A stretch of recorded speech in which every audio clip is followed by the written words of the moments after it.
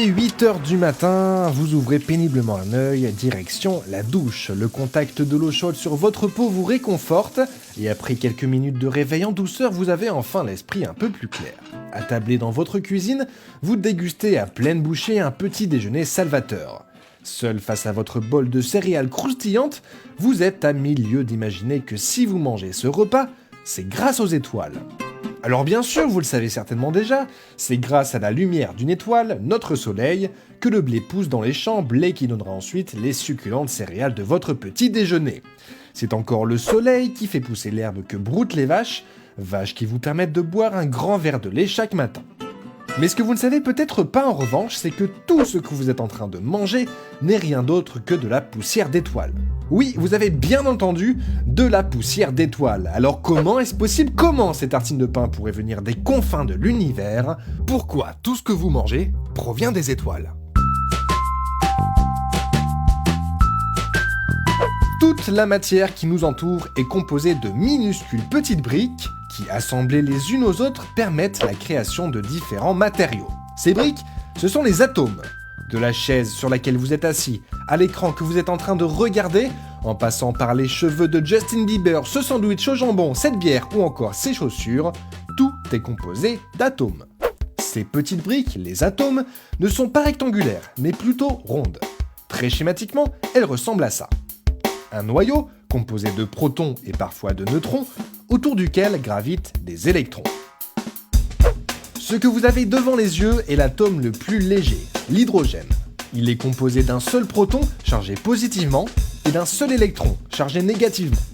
Aujourd'hui, il existe une centaine d'atomes, et certains d'entre eux sont beaucoup plus lourds que l'hydrogène.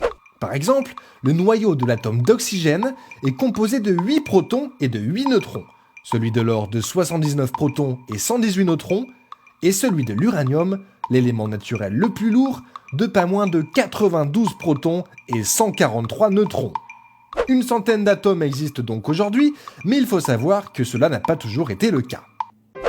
Petit retour en arrière, nous sommes il y a 13,8 milliards d'années, c'est-à-dire un peu après la création de l'univers. À cette époque, pratiquement toute la matière connue était composée d'atomes d'hydrogène, le plus léger, et d'hélium, à peine plus lourd. Depuis, bien sûr, d'autres atomes ont été créés. Mais comment ces atomes ont-ils été fabriqués? Pour le comprendre, approchons-nous de ce nuage. Cet imposant nuage est composé de gaz et de poussière. Sous l'effet de la gravitation, ces gaz et ces poussières se rassemblent pour former une étoile.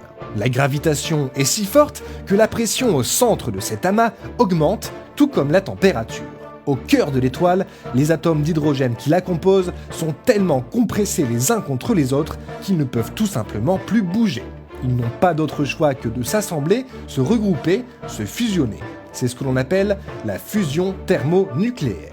En s'assemblant, les atomes d'hydrogène se transforment en d'autres atomes, plus lourds, les atomes d'hélium. Après plusieurs milliards d'années, le carburant de l'étoile, l'hydrogène, vient à manquer. Maintenant, c'est l'hélium qui va fusionner en atomes de carbone, et ainsi de suite. De nombreux autres atomes sont ainsi fabriqués au cœur de l'étoile. Parfois, lorsque des étoiles beaucoup plus grosses que notre Soleil meurent, elles explosent. En explosant, l'étoile libère aux quatre coins de l'univers les nouveaux atomes qu'elle a fabriqués tout au long de sa vie. Bientôt, ces nouveaux atomes s'assembleront pour créer la matière qui nous entoure, celle que nous touchons, celle que nous respirons, celle que nous mangeons. En résumé, les étoiles sont de véritables usines à créer des atomes. La fusion thermonucléaire qui se déroule au cœur de ces étoiles donne naissance aux atomes constitutifs de la matière. Tout ce que vous mangez, mais aussi touchez, buvez, respirez, tout cela provient donc bien des étoiles.